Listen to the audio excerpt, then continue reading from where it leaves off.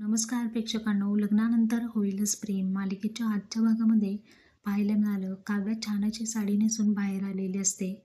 तिला पाहता क्षणी त्या ताई तिचं खूप कौतुक करतात आणि म्हणतात, अगं किती छान सुंदर दिसायला लागले, असं म्हणत तिचं मन भरून कौतुक करतात. त्या काव्याकडे पाहून विचारतात, अगं तुझं लग्न झाले म्हणते आणि कुंकू कुठे आहे? त्यावरती काव्या म्हणते, टिकली लावले ना.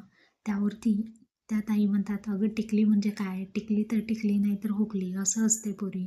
आणि त्या मोठमोठ्याने हसू लागतात. परंतु काव्या हसत नाही. त्या तिला म्हणतात, अगं हस की मोठ्याने.